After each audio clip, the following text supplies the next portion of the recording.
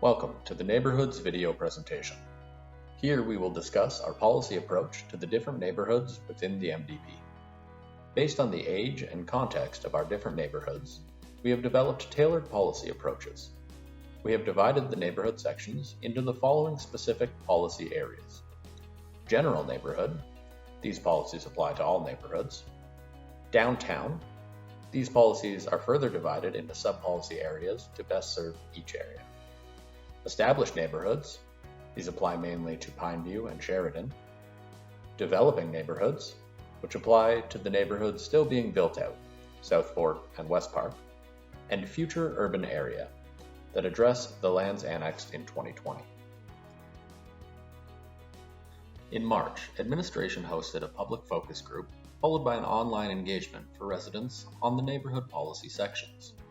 Public feedback was generally positive and supportive of the approach. They felt the city should focus on quality places over just accommodating more people. Participants were supportive of providing greater diversity of home sizes and affordability, redevelopment and introducing new housing in older neighborhoods. Residents strongly supported the idea of new nodes and strengthening of existing nodes. They spoke to the importance of well-designed and managed parking approaches, particularly managing on-street parking. This means designating spaces through street design, part of a complete streets approach. They saw value in building on our existing park systems, both in future and currently developed areas. Our approach to the neighborhood policy sections aligns with the growth strategy and what we've heard to date. The engagement summary is linked under this video. The idea of seeking a higher standard of development that better meets the needs of our residents is one we have heard expressed by Council as well. This means raising the bar to be the community we aspire to be through taking a design and place-based approach to development. It is important to recognize that anytime expectations are changed, there will be some resistance to meeting new standards. It could be from our property owners, the development and building industry, or even residents. Once developed, buildings are unlikely to change for several decades, and in the case of road networks, unlikely to change at all once constructed. While developers and property owners need to be responsive to current market trends, municipalities must take a substantially longer-term lens that considers the sustainability and resiliency of their development. It is the municipality that has to live with what gets built for its full life cycle and redevelopment.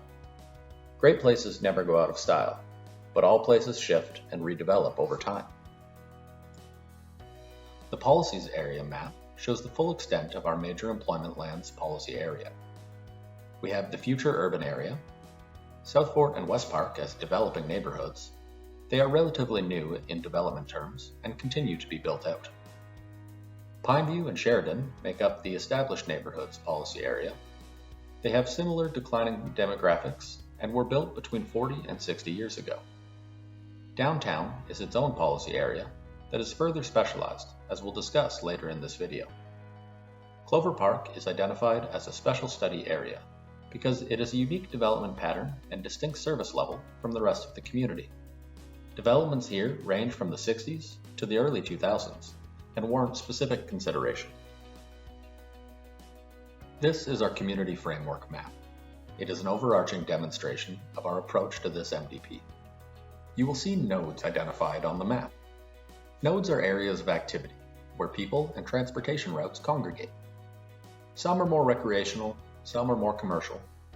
Generally, they are where people can meet their needs and create opportunities to target development to either build upon or diversify their existing uses. Taking a nodal approach provides a focal point for the development or redevelopment of neighborhoods. It positions more residents around activities and services, and also enables greater diversity of housing, affordability, and choice. One can choose to be closer to or further from amenities, and choose housing forms with more or less living space that fits your lifestyle and household size. Highway 15, 21, and 99 Avenue are highlighted as urban design study areas. This is so they can be analyzed to fulfill the community's aspiration for them, as connectors across neighborhoods and meeting multimodal needs. The gateway locations identify key entryways into our community or parts thereof, that present opportunities for wayfinding, welcome signs, or features that communicate what our community has to offer. In Mobility and Natural Systems, we discuss the health benefits of a green community and a physically connected community. We'll further explore how these concepts interact by walking through a neighborhood design together. To begin, we'll establish the area. Looking at about an 800-meter diameter means the walk across the neighborhood takes about 10 minutes, and the overall area is about 1/4 section. Now we set a central public space that everyone in the neighborhood can access and come together.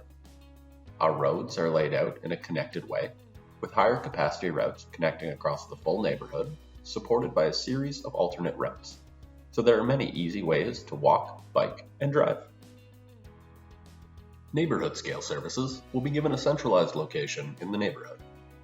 This allows people a range of options, choosing to be closer in a higher density environment or further away in lower density locations. With our walkable area, everyone can have convenient access for if they run out of ice while hosting, out of milk while cooking, or want to meet friends for coffee. Smaller scale parks and open spaces, when dispersed throughout the neighborhood, give gathering and recreation options, with quick access for kids and short walks for seniors. Often parents feel it's safer for kids to play closer to home compared to in larger neighborhood parks further away. A range of parks and open space sizes means we can accommodate a range in the scale and type of activities. As we look at the land uses, you can see the red, where services are present, uses are mixed, and density is at its highest. Likely a mix of small apartments, walk-ups, and townhouses in our context.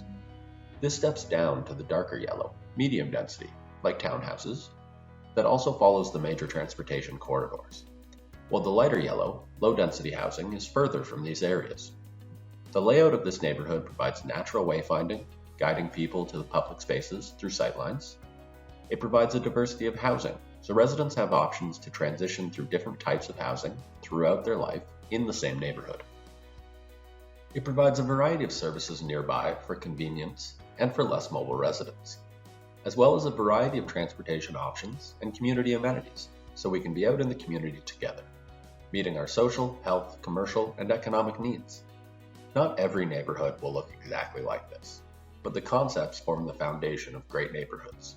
Home to diverse housing options, targeting smaller, more affordable units closer to neighborhood services and major transportation routes, that support larger, lower density housing further from these activity centers. In the growth strategy video, we discussed the neighborhood life cycle. Understanding neighborhood life cycles has helped inform our approach to the neighborhood policy sections. Our approach to neighborhood design and development focuses on cultivating placemaking in all our neighborhoods. We do this through connecting our residents to each other and their community, by growing residents' ability to meet their daily needs within their neighborhoods safely and conveniently, and providing diverse housing choices that meet their lifestyle. Creating inviting places can attract skilled workers and encourage knowledge exchange. Our approach to neighborhood design recognizes that we experience our cities and neighborhoods at a street level. As such, our streets need to be engaging, and development along streets should address the human scale. Human scale developments make people feel comfortable and safe. The approach was explained in an animation as a part of the growth strategy video. The general neighborhood policy section includes policies to articulate our placemaking standards, the expectations for neighborhood design, urban design, built environment, parks and public realm, and new development and redevelopment. General neighborhood also gives direction for the development of nodes, affordable housing, dedication of reserves, both municipal and school, and infill. Several nodes have been located at current school sites and recreational amenities. Schools and recreational sites serve as natural community spaces, providing a variety of social activities.